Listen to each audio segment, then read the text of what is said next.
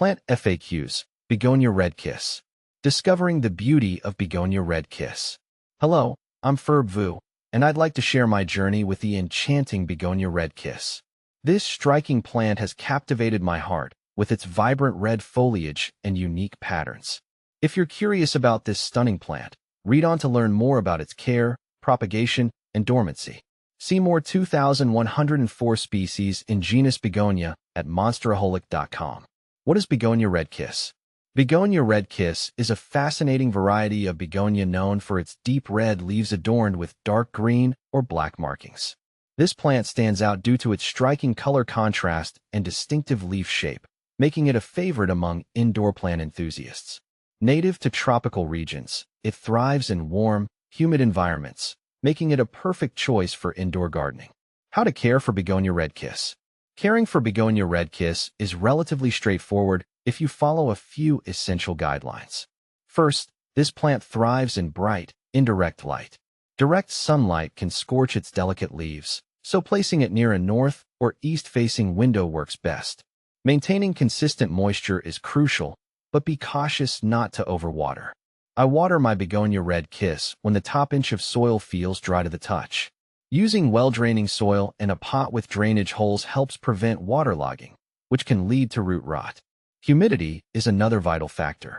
I keep a humidifier nearby or place a tray of water with pebbles under the pot to boost humidity levels. Additionally, regular misting can help mimic the plant's natural tropical habitat. How to propagate Begonia Red Kiss? Propagation of Begonia Red Kiss is an exciting and rewarding process.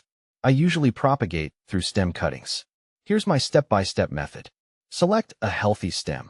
Choose a healthy, mature stem with at least 1 or 2 leaves. Cut the stem. Using a clean, sharp knife or scissors, cut the stem just below a node, the point where leaves attach to the stem. Prepare the cutting. Remove the lower leaves, leaving the top 1 or 2 intact. Rooting medium. Place the cutting in water or a moist rooting medium like peat moss or perlite. Ensure the node is submerged in water or in contact with the rooting medium. Provide optimal conditions. Keep the cutting in a warm, humid environment with indirect light. Wait for roots. Roots typically develop within a few weeks. Once they are a couple of inches long, you can transplant the new plant into a pot with well-draining soil. Does Red Kiss Begonia go dormant? Yes, like many tropical plants, Begonia Red Kiss can go dormant, especially in response to changes in temperature and light. During the colder months, you might notice reduced growth or even some leaf drop. Don't worry, this is a natural part of its life cycle. During dormancy, it's crucial to reduce watering and avoid fertilizing. The plant's growth slows down, so it doesn't require as much moisture or nutrients. Ensure it still receives bright, indirect light to prevent excessive leaf drop. Once warmer temperatures and longer days return, your Begonia Red Kiss will come back to life, producing new growth. What to plant with Begonia Red Kiss? Pairing Begonia Red Kiss with other plants can create a visually appealing indoor garden. I recommend combining it with plants that have contrasting foliage colors and textures. Here are a few great companions.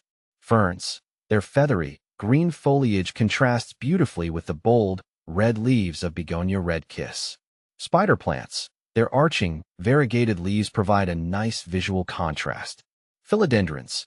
These plants offer a variety of leaf shapes and colors that complement the Begonia Red Kiss. Conclusion.